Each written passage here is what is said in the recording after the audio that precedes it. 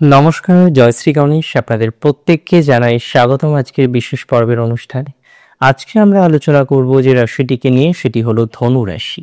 আর আপনারা জানেন ধনু রাশির জাতক জাতিকাদের জন্য বৃহস্পতি কতটা গুরুত্বপূর্ণ গ্রহ। আজকে আমরা মূলত আলোচনা করব বৃহস্পতির নজরে রাহু। প্র্যাকটিক্যালি কালপুরুষের রাশিচক্রে বৃহস্পতি অবস্থান করবেন মিথুন রাশির ঘরে, অবস্থান করছেন ইতিমধ্যেই। বৃহস্পতি মিথুনে রয়েছেন এবং রাহু ঠিক মিথুন রাশির নবম ঘর অর্থাৎ কুম্ভ রাশিতে অবস্থান করছে, যার প্রভাবে আমরা দেখতে পারবো দেবগুরু বৃহস্পতির একটি নজর, একটি দৃষ্টি রাহুর উপরে রয়েছে, যেটি হলো নবম দৃষ্টি। আপনারা জানেন বৃহস্পতির তিনটি দৃষ্টি, পঞ্চম, নবম এবং সপ্তম। যদিও প্রত্যেকটি দৃষ্টির অর্থ এক নয়, যেটা আমি বারবারই বলি যে শনির তৃতীয় দৃষ্টির মানে যা, দশম দৃষ্টির মানে কখনোই সেটা নয়। শনির সপ্তম দৃষ্টির মানে যা, অবশ্যই তৃতীয় দৃষ্টি বা দশম দৃষ্টির মানে তা নয়।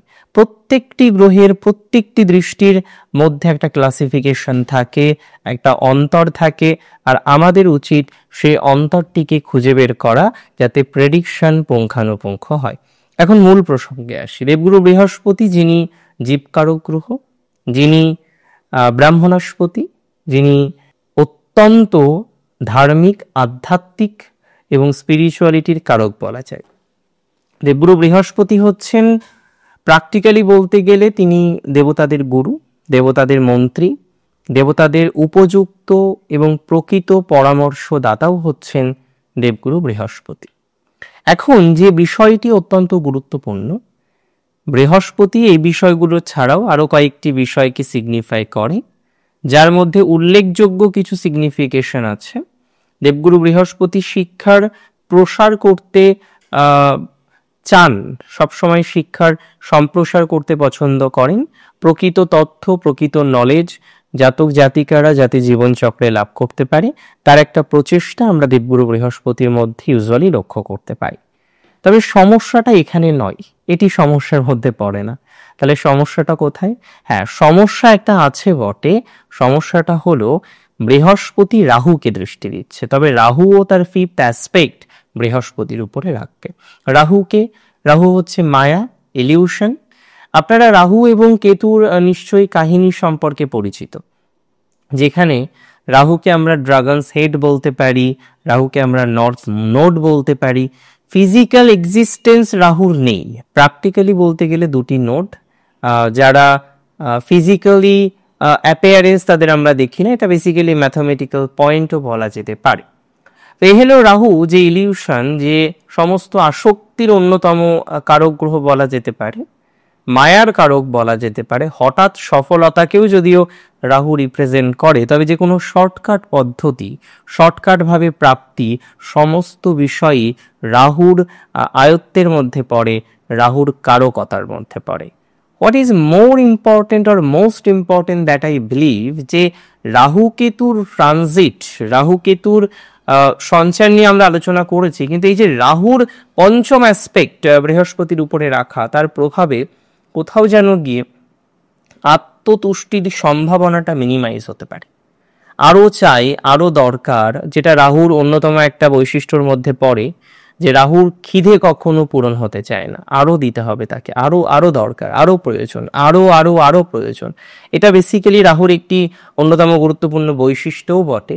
তো আমি একটা কথা কার্যত আপনাদের বলতে চাই, এই যে রাহু এবং বৃহস্পতির যে পরস্পর দৃষ্টি বিনিময়, এটি অত্যন্ত উল্লেখযোগ্য একটি বিষয়। আপনাদের তৃতীয়ভাবে বৃহস্পতির দৃষ্টি থাকছে, বৃহস্পতি আপনাদের সমসপ্তমে, বৃহস্পতির দৃষ্টি যদিও আপনার রাশিতেও থাকছে, এছাড়াও আপনার একাদশে আমরা বৃহস্পতির একটি দৃষ্টি দেখতে পাচ্ছি, যার প্রভাবে ধনুরাশির জাতক জাতিকাদের প্রচুর পজিটিভ কিছুও ঘটতে চলেছে।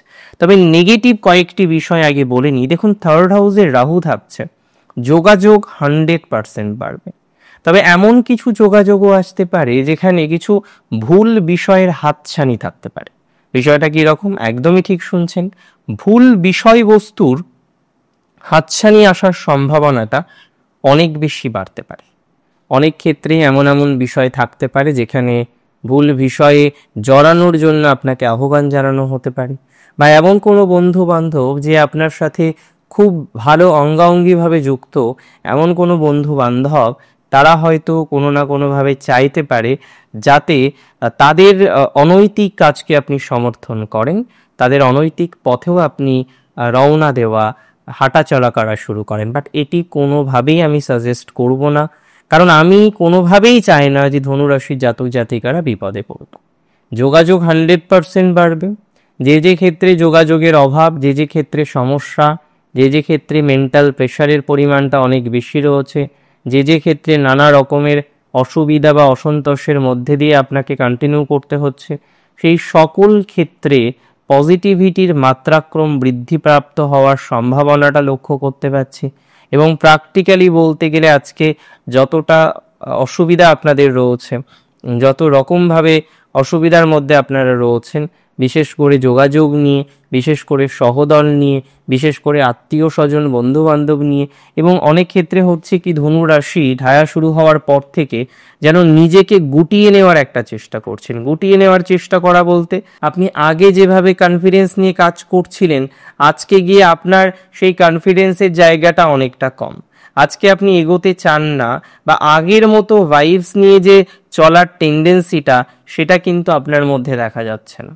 তবে বৃহস্পতির দৃষ্টি থাকার কারণে আমরা দেখতে পারবো রাহুর যে দুষ্টুমি, যেখানে ভুল যোগাযোগ হতে পারে, শর্টকাট পদ্ধতি অবলম্বন করার যে একটা চেষ্টা বা প্রয়াস থাকতে পারে, সেই বিষয়বস্তুগুলিতে কিন্তু বৃহস্পতির বিজয় রথ থাকবেই। তার মানে একটা সার্টেন টাইম হয়তো প্রাথমিকভাবে আপনি ডিস্টারবেন্স ফেস করতে পারেন, প্রাথমিকভাবে একটা ডিস্টারবেন্স আপনি ফিল করতে পারেন, বাট একটা বেটার জায়গায় এসে পুনরায় আবার পজিটিভিটির মাত্রাটা বাড়বে, পুনরায় মুশিক ভব, পুনরায় পজিটিভিটির জায়গাটা তৈরি হওয়ার মতো অবকাশ আমরা লক্ষ্য করতে পারবো।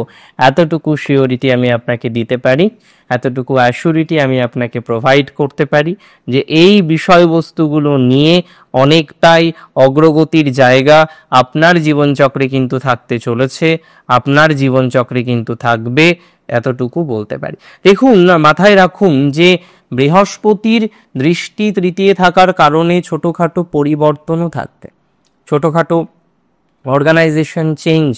আপনি বর্তমানে যেখানে কর্ম করছেন সেই জায়গাটা চেঞ্জ করে অন্য একটা অর্গানাইজেশনে গিয়ে যুক্ত হলেন, বা আপনি বর্তমানে যেখানে রেসিডেন্স, যেখানে থাকছেন, আপনার একটা জায়গা ছোটোখাটো চেঞ্জ হলো, এটার সম্ভাবনা হিউজ। আবার যে সমস্ত ধনুরাশির জাতক জাতিকাদের কোনো না কোনোভাবে ল লিটিগেশন বা সমগোত্রীয় একটা বিষয়ের অ্যাটাচমেন্ট রয়েছে, তাদের সেই ল লিটিগেশন থেকে, সেই সমগোত্রীয় বিষয়বস্তু থেকে অনেকটাই আমি মনে করি রিল্যাক্সেশনের জায়গা থাকছে, অনেকটাই বেটারমেন্টের জায়গা থাকছে। ল লিটিগেশন থেকে বেরিয়ে আসতে পারবেন, আইনি জটিলতাটাকে পাশ কাটিয়ে অনেকটাই পথ চলার প্রবণতা আপনার লক্ষ্য করা যায়। ধীরে ধীরে আমরা লক্ষ্য করতে পারবো যে আপনার যে সমস্যা, জটিলতা, তার সমাধানও হবে। অর্থাৎ সমাধান মার্গে চলার একটা দুর্জয় সাহস, একটা দুর্জয় প্রভাব আমরা কিন্তু এক্সপেক্ট করতে পারবো। এটা নিয়ে কোনো ডাউট নেই, কোনো রকম সন্দেহ নেই। এবং প্র্যাকটিক্যালি একটা কথা জানেন তো, যাদের রাশি হচ্ছে ধনুরাশি, ধনুরাশি অত্যন্ত সততার সাথে জীবনচক্র পরিচালনা করতে চায়। এবার জীবনচক্রে বাধার কারণে বর্তমানে যেমন ধনুরাশি জাতক জাতিকারা নানা রকমের নেগেটিভিটির মধ্যে পর্যবেসিত হচ্ছেন, আমি তো অবশ্যই চাইবো সেই নেগেটিভ ভাইবস থেকে বেরিয়ে আসার জন্য, এবং দিন শেষে আপনারা সেই নেগেটিভ ভাইবস থেকে বেরিয়ে আসতে পারবেন, দিন শেষে আপনারা সেই নেগেটিভ অবকাশ থেকে বেরিয়ে আসতে পারবেন, দিন শেষে আপনারা কিন্তু পজিটিভিটির মুখ দেখতে পারবেন। রাহুর প্রভাবে সাময়িকভাবে একটু বিপর্যয় আসতে পারে, অন্যতম কারণ হচ্ছে তৃতীয় রাহু, এবং একই সাথে আমরা দেখতে পারবো ভাগ্যস্থানে কেতু থাকবে ধনুরাশির। তবে তৃতীয়স্থ রাহু কয়েকটি বিষয়ে আপনাকে ভুল পথ নির্দেশ করতে পারে। আমি কয়েকটি টিপস আপনাদের শেয়ার করি। দেখুন, প্রথমত এই রাহু এবং বৃহস্পতির সঞ্চারে আপনি আপনার আগ্রহকে লিমিটেড রাখুন, আপনি আপনার উচ্চ আশাকে লিমিটেড রাখুন। এমন কোনো বিষয় নিয়ে এক্সপেকটেশন রাখবেন না যেটা আপনার ধরা ছোঁয়ার অনেক বেশি বাইরে। দ্বিতীয়ত, আপনি আপনার আবেগকে এই সময়ে কন্ট্রোলে রাখার চেষ্টা করুন। তৃতীয়ত, যে কোনো শর্টকাট রাস্তা এই সময় অবলম্বন করবেন না। চতুর্থত, আপনার শিক্ষক, যে কোনো শিক্ষক, যারা সমাজে অত্যন্ত দায়িত্বশীল পদে আছেন, সমাজ সংস্কারক হিসেবে কাজ করে চলেছেন নিরন্তর, এরকম অনেক জাতক জাতিকারা দেখবেন যারা সমাজের কাজ করেন, সমাজের কাজ করতে পছন্দ করেন, সমাজ সংস্কারক হিসেবে কাজ করেন, তাদের কিছু দান করুন, তাদের কিছু উপহার দিন, এটা অত্যন্ত শুভ মনে করা হয়। রাহু কেতুর প্রণাম মন্ত্র জপ করতে পারেন, দশমহাবিদ্যার মধ্যে মা ছিন্নমস্তার পূজা করতে পারেন, এটা অত্যন্ত আপেক্ষিক। এবং অবশ্যই আপনার আবেগকে, আপনার চাহিদাকে, আপনার চাওয়া পাওয়াকে, সেটি যদি ট্রাকের বাইরে চলে যায়, সেই চাওয়া পাওয়াকে কন্ট্রোল করার চেষ্টা করুন। অবশ্যই উইদিন ট্রাক থাকলে অবশ্যই চাওয়া পাওয়া রাখুন, কিন্তু যদি দেখেন আপনার চাওয়া, আপনার পাওয়া, আপনার ইপসাটা আউট অফ ট্রাক চলে যাচ্ছে, তাহলে সেই জায়গাটাকে নিয়ন্ত্রণ করার যথাসম্ভব চেষ্টা করা যায়, ততটাই চেষ্টা করার চেষ্টা করুন। আজকের অনুষ্ঠান সম্পর্কে আপনার মতামতের অপেক্ষায় থাকলাম। আপনার মতামত আমাকে জানাবেন। অনেক ভালো থাকুন, সুস্থ থাকুন, স্বাভাবিক থাকুন। শেষ করছি আজকে এখানেই। জয় শ্রী গণেশ।